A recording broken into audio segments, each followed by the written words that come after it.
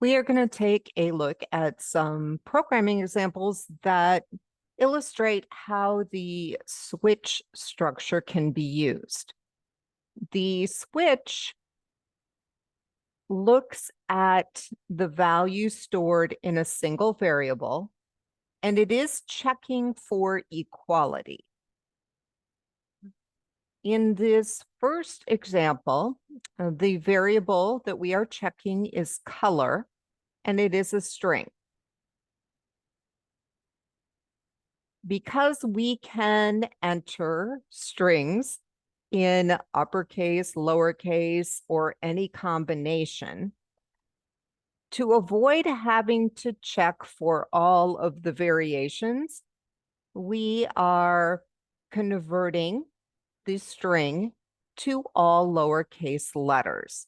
That way, we only have to check for the lowercase version. So to do that, you just take your string variable, and that is considered an object. And you have a dot, and you call to lower, which is a string method. Okay, and that method will take color, whatever we're storing in color, convert it to all lowercase, and it'll return it. And you can see that we're just storing it right back in color. Okay, so this will be the lowercase version. And then we can do the switch. And so here I am checking for 3 different colors. So we use case. And then because we're checking a string, it has to be in double quotes. And then with the case statement, you have to have a colon. Okay, because that indicates that the case statement itself is done. And here I have 3 of them that are going to execute the same code. Okay, and so if it's orange, red, or yellow, it executes this code. Then we have a break. And then what happens is that it skips down to the end of the switch, and it will continue running from that point. The next set is looking for blue, purple, and green. Again, we have 3 different cases that are all going to execute the same code, and it's going to print out the message, and we have breaks, so it will go to the bottom of the switch structure. And then finally, we have it checking for 4 colors. We have a statement that is written out and another break.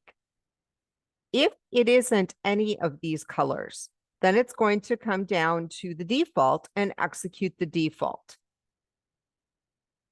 And remember, the reason that we code the break is because once a case is true, okay, so if the color is equal to orange, okay, then from that point on, it really doesn't check any of the cases.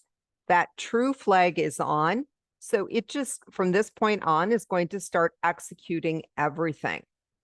So once it's done executing the code you want it to, then you use the break to get it out of the switch structure. Because otherwise it would execute this right line and this one and this one and so on, which is not what we want it to do. Okay, so you use the break to get it out. And then from that point, it continues executing downward.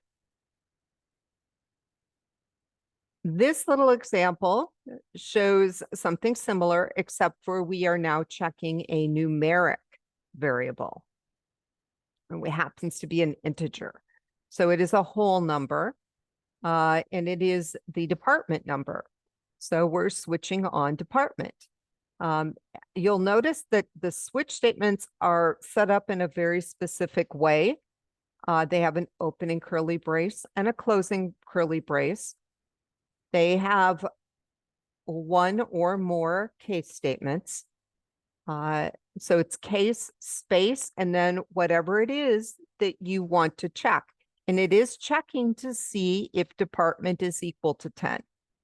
Okay, if that's false, it goes on, checks for department is equal to 20.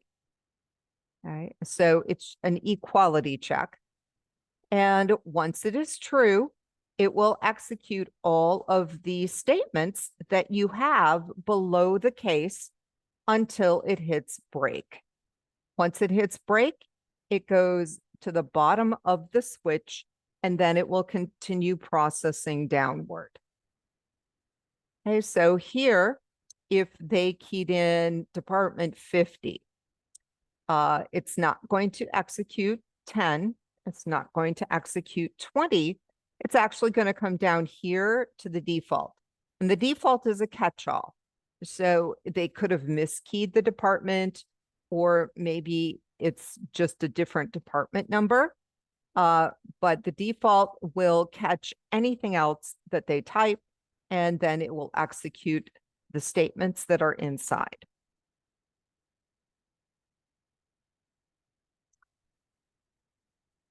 So this little example is kind of a rewrite of a program that uses a nested if else.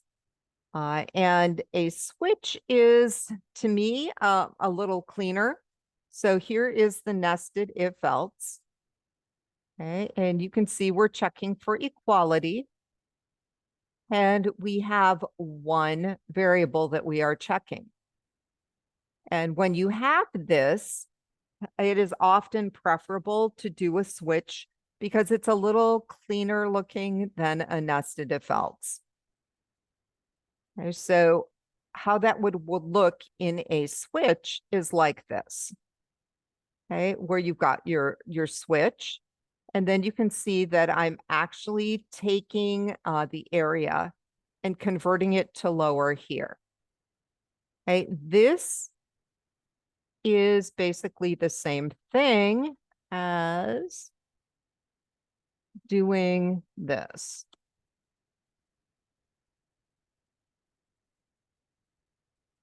Okay, it's just that I have skipped kind of a step of code. So I put it in here instead, and that just saved me a little time. Okay, either way is fine. You guys can do whatever you're comfortable with. It does come down to coding preference. So you can do it like this, or if this one makes perfect sense to you, you convert it in here instead, that's fine either way. Okay, but the bottom line is we are getting all of the text to lowercase. That way, we don't have to worry about mixed casing or upper casing. We know exactly what the text is going to be because we are checking for equality. So we are checking the first one if the area is equal to security. Okay, so if it is, it's going to do this right line. Then we're checking if the area is equal to developer. Then we're checking if the area is equal to networking. So the net effect of the switch is the same as here.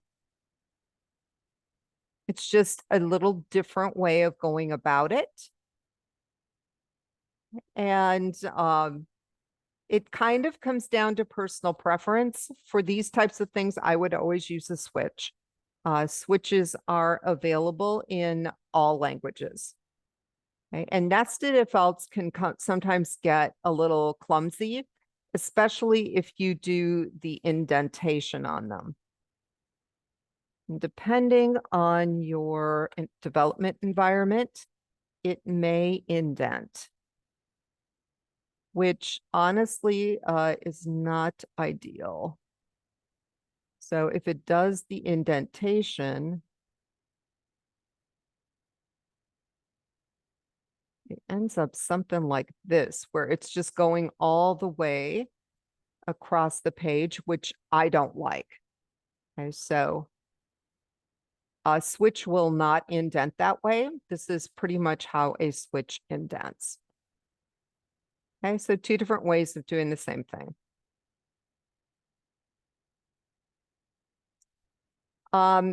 So that was an example of something that you can convert to a switch. This one is an example of something that cannot be converted to a switch. Enter your lucky number. And so then we're checking number ranges. And you'll notice that this is not equality. We're checking for greater than and less than or equal. And so this cannot be changed into a switch because it's not an equality condition. Okay, only equality conditions can be put into switch statements. So this has to be a nested if else.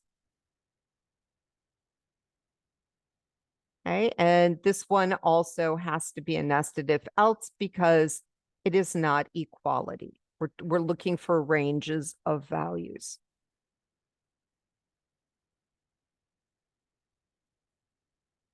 Okay, and I did note down here another problem with these nested if else statements is that a lot of developers, they really get them to be quite convoluted. And what I mean by that is that if you are checking score, and let's say the score is 75, okay? Here it's checking to see if it's greater than or equal to 90. No, it is not. So then it comes down here. Well, we already know that it's less than 90. So what we need to know is if it's greater than or equal to 80. We do not need to also check to see if it's less than 90 because we already know that it is. Okay, so what a lot of people do, and this is a mistake, is they will do something like this. We know that it's less than 90 or it would not have gotten to this point. Okay, because if it was 90 or more, it would have written out an A and it would be done. So we know it's less than 90. This is all we have to check, but a lot of people will code this. They'll put an and in here and then they'll say score is less than 90. Okay, this is not necessary. Okay, and it just complicates your code when it doesn't need to be complicated. It doesn't need to be that complex. Okay, so all you need is greater than or equal to 80. Okay, in our case, that's false because we said the score was 75. So then it gets down here. We already know at this point, the score is less than 90. The score is less than 80. Is the score greater than or equal to 70? Yes, that is true. So it is going to print a C. We do not need to check this to see if it's, we don't need to put the and in to make sure it's less than 90 and that it's less than 80 because it won't get to this point if it is greater than 90 or greater than 80. It only gets here if it is less than those values. So you don't need to check those values. Okay, and so if you remember that, it will keep your code much cleaner than having a bunch of extra conditions that you don't need.